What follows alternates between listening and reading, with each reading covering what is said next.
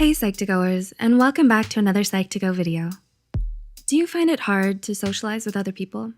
Do you feel overwhelmed at the thought of going to a social event? It can be very easy to confuse social anxiety and shyness since they share many of the same characteristics. While shyness is a personality trait, social anxiety is a mental illness. Before we begin, we'd like to mention that this video is created for educational purposes only and is not intended to substitute a professional diagnosis. With that being said, here are 8 signs you might have social anxiety. 1. You're always self-conscious. One aspect of social anxiety is the extreme fear of being judged. According to Kakowski and Endler, if you have social anxiety, you'll constantly worry about the way you look or act and what others think of you. Your greatest fear is of embarrassing yourself in front of others.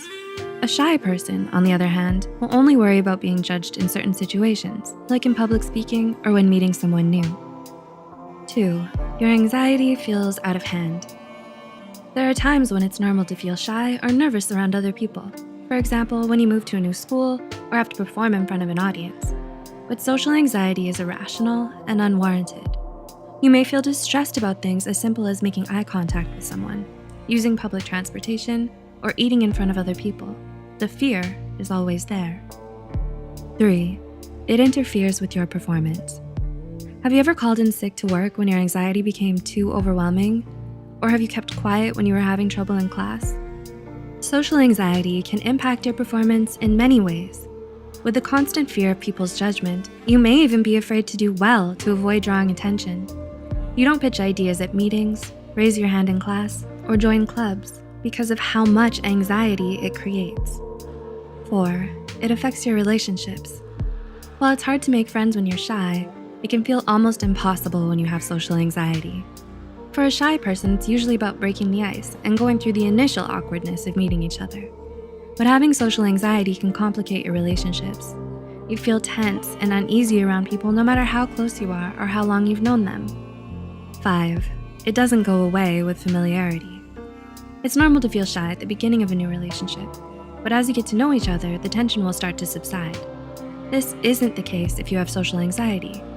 Instead, you always experience fear, distress, and embarrassment whenever you're around other people. It doesn't matter if it's your parents, siblings, or best friend. You always feel uneasy and stressed unless you're alone. 6. You overanalyze everything. Have you ever said things to yourself like, I took too long to reply and now she doesn't like me? Or, he didn't say hello this morning because he's upset with me. Social anxiety can make you obsess over your social interactions. You may spend a lot of time and energy analyzing other people's facial expressions, body language, and tone of voice to see if they really mean what they're saying or not. 7. You avoid social situations. Are you often absent or very late to social gatherings? It's a serious matter if your social anxiety leads you to avoid social situations altogether.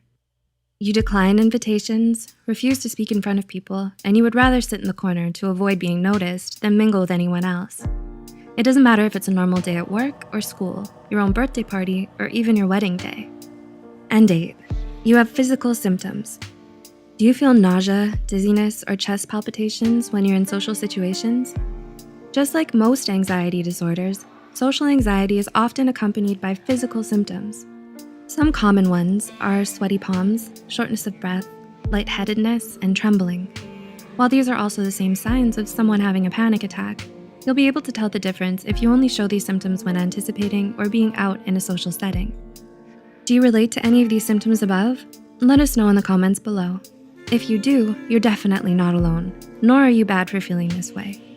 The references and studies used in this video are added in the description below. If you find this video helpful, be sure to like, subscribe, and share this video with those who might benefit from it as well.